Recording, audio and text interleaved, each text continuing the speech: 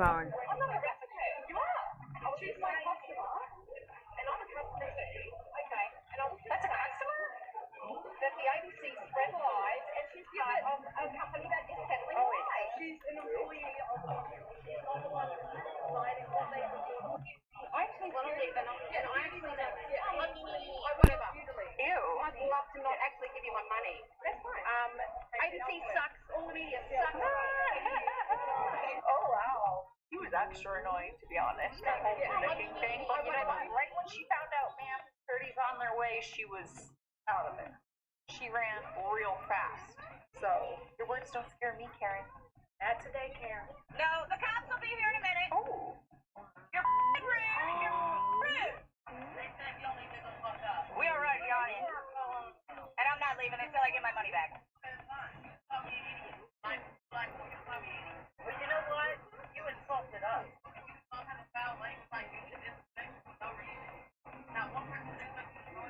I want my money back. Please give me my money back. Here. I thought you were asking much. It doesn't matter. It doesn't matter. The customer is always right. Oh, honestly, at first I was like, who's the entitled one here? Because I'm getting entitled vibes by the employee. But then the customer admitted using foul language, like the word. Do you kiss your mother with that mouth? Probably gonna be censored. And then saying, oh, customer's always right. No.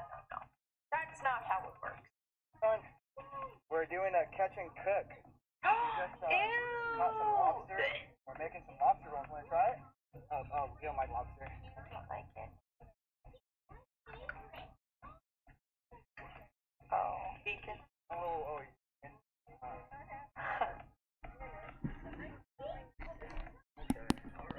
Ew, that's sick.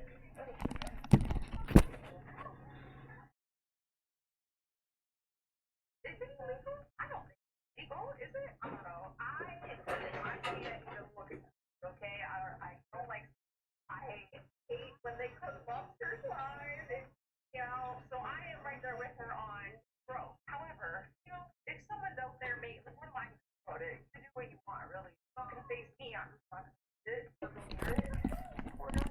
I'm not even vegan. It's just a weird thing. I have a phobia. Okay. Lady begging for rent and pies. That is the strangest leading title. Witnessed a lady outside of a store begging for money. Her sign said she needs money for rent, but was telling people that she had all of Thanksgiving food items, but she still needed some pies. Her justification, at least I'm telling y'all the truth. Saw someone stop to ask her something, but have no idea if they gave her money. That is very strange. I get it. I mean, maybe she spent all her money on Thanksgiving food because she wanted to host her family, and then she couldn't afford her rent that month because of it. I don't know, y'all. I'm trying to be optimistic and give this woman the benefit of the doubt. It just seems a little suspicious to me. So, you screwed up. You screwed up. How many other people? No, that's okay. Everybody do the same. Okay? No. That's okay. I am taking pictures. You even upped the prices of his drinks, too. I'm still looking on the menu. Look at that. You should have done that before you gave it to me. I mean, that's the law. There's no tennis, okay? There's no potatoes, no weekend, no red, no open. No red open. No right away. I'm sorry. I mean, the word sass is like so funny that I'm almost on her side.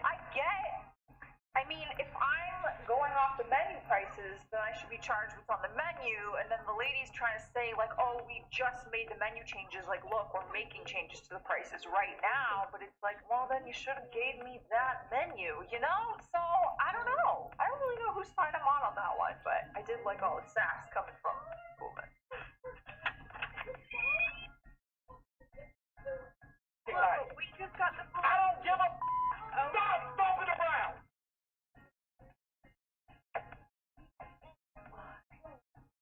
Oh, wow. That's annoying.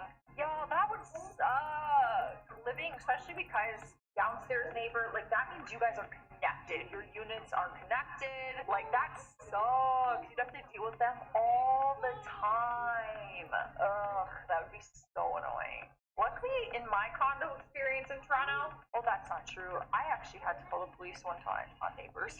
That's because there was some real stuff happening. I haven't had terrible experiences. I missed that one. I'll tell you that story later, Chris. I don't understand how that is. Dude, it's all real.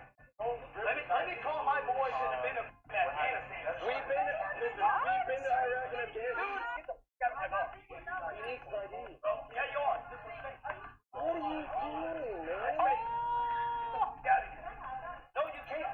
It's a fake ID. That's government property. Ooh, fake ID? He's destroying, I don't know, this whole military, argument, I don't know. I'm not gonna argue with someone if they claim to be in the military. That's just not right to me. But to destroy someone's ID, if you don't have proof that it's fake, I feel like the cops are the only people who can take your ID, genuinely. I'll tell a quick story. One time, I was using my sister's fake her ID. I was illegally using it, and the bouncer took it and then gave it to police downtown, and I had to go to the police car and answer all these questions, and they're like, you could be put in jail tonight if this is not your ID. And I was so stubborn. I was like, it is, sir. And I got it back. It was my sister, and I knew all the answers to the questions. But sorry, Dad. My dad might see this. That's a true story. Ooh, illegal activity.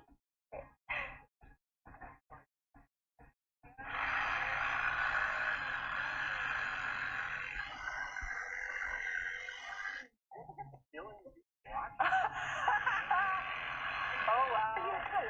What are you doing? You stop that now. What?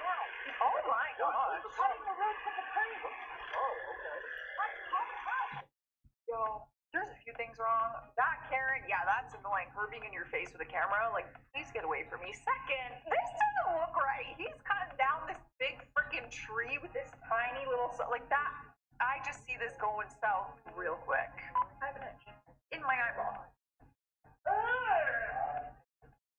Time to read. Hey, I loved your tofurkey dinner recipe you shared. How long have you been vegan? Hey, thanks. I love making it. Haha. I'm not a vegan though. I'm sorry. Glad you enjoyed it. Oh, vegetarian? No, I just don't like the taste and texture of most meats. Oh, so you're pretending to be vegan because it's cool and in? I've been vegan for 3 years now, and it was the best decision I've made in my life. It's not hip or cool. Shut up! Ew. This is so annoying, especially for me, because first of all, I'm not vegan, and guess what? 90% of my diet is plant-based, and I prefer the taste of vegan patties over regular beef patties. I eat a lot of tofu in replacement of meat, so you can suck it. Because I like vegan food, but I'm not vegan, and it's not because it's super cool, because I like the frickin' taste. Anyway, that was extra annoying for me because I related to it. Hey, if you weren't informed by Mike, it's mine and Christian's wedding next month. If you're buying us gifts, the requirement is to buy us gifts above $250. So what you're saying is that you want something over $250? Yep. Well then, don't expect me coming. We have beer, cocktails, cake. Well then, you're losing because we have so much people here that have confirmed. I don't care. I don't care who you have there. Unless you have Miley Cyrus at your wedding, I'm not doing this whole $250 requirement. I might have spent that on someone had they not required it. That's the annoying part. I can't imagine ever saying that to somebody. Hi, sweet girl. I have kind of a weird request. I wasn't able to work last week, and we are behind this week. Would you be willing by chance to help me out with groceries this week? I feel really bad for asking. Hey, hi. Actually, I have food that I am getting rid of that I would be glad to give to you. Basically, all kid-friendly. I bought groceries yesterday for a friend, but she won't make it out this week. So I'd be glad to give it to you. Could you pick it up? That is so nice. That's great, but actually, I made a grocery list of things I want/need, if that's okay. I was hoping I could stay home with the kids and you could bring me the groceries. Oh, wow, that's easy for me. Okay. I can't. That was the nicest thing I've ever read in my life. Someone being like, hey, here's all these groceries for free. You can pick it up anytime. The fact that you won't even just respond with, great, thank you so much, and you have other requests, and that's not good enough for you, that's crazy. Not good enough! Yo, I'll pick up those groceries instead. I love me some free food. Hey, how have you been? Can I ask you a favor? Hey, okay, I'm good. And sure, what do you need? I need a ride to my auntie to get my W-2. The heck's that? Can you take me? Sorry, I don't live in Vegas anymore. Where do you live? San Francisco. Wow, how awesome. So you'll be able to Venmo me $8 for an Uber then, since you can't take me? Wink, what the? Sorry, can't do that. That's definitely not how it works. I know you work for that tech company. You can afford it. Oh my god. Is that really how you ask for favors? Like, hey, can you drive me? No. Okay, can you pay for my Uber? But like, you didn't really ask. You literally like demanded it in some weird way. And what I make at work is none of your business. Meh. Not really. We'll buy whatever we like, but I can't promise I'll like anything. Huh? You think I'm gonna make logos for you in hopes you'll be interested in using them? You're paying for my time, man. You can hire me to make your logos or not. Oh, so he wanted you to make the logos and then you decide if you'll buy them? Yeah, that's not how it works. Like, not at all. But good try. Alright guys, this was a lot of fun. I will see you in another one. Bye.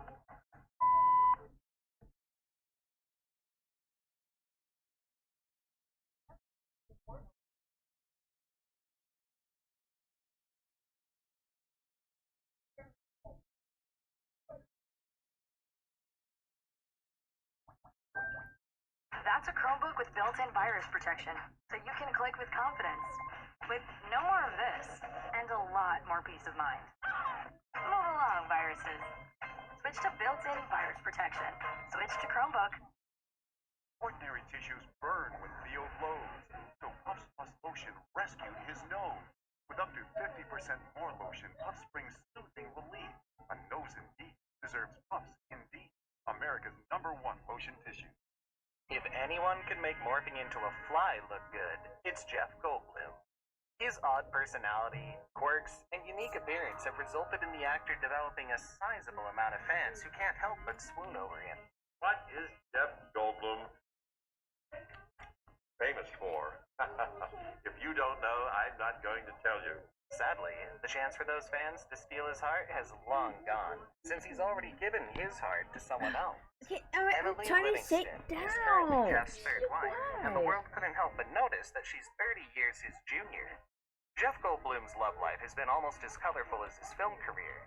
She's my inspiration. She's my muse and garden elf. The actor has been married 3 times since the 1980s, but he waited to start a family until he met his one true love, Emily. So who were his other wives? Well, his first marriage was in 1980 to actress Patricia Gall. In 1985, the couple acted alongside one another in the Western film Silverado. Unfortunately, they ended up divorcing that same year. There wasn't much information about their relationship, probably because the pair liked to keep most of their time together pretty private. However, there were little birdies who seemed to think that their split was a result of Jeff meeting another woman. That woman was actress Gina Davis. In 1985, Goldblum starred alongside Davis in the horror comedy Transylvania Since 5000. Their on-screen chemistry was so great that they featured in another film together, The Fly. This one might be a little more familiar to you, since it's a cult favorite. We will admit that it's a pretty tough movie to watch if you're sensitive to body horror. And by body horror, we mean that Jeff turns into a giant fly, and it's not a pretty sight to behold.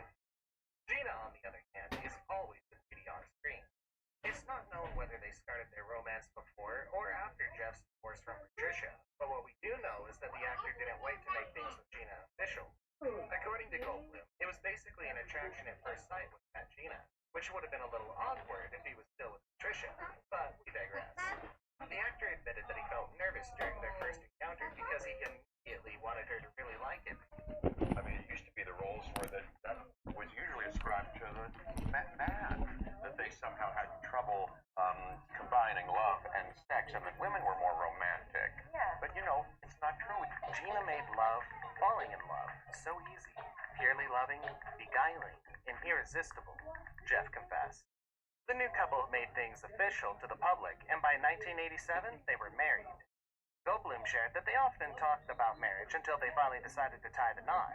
Interestingly enough, GQ described their wedding as a sudden wedding in Las Vegas.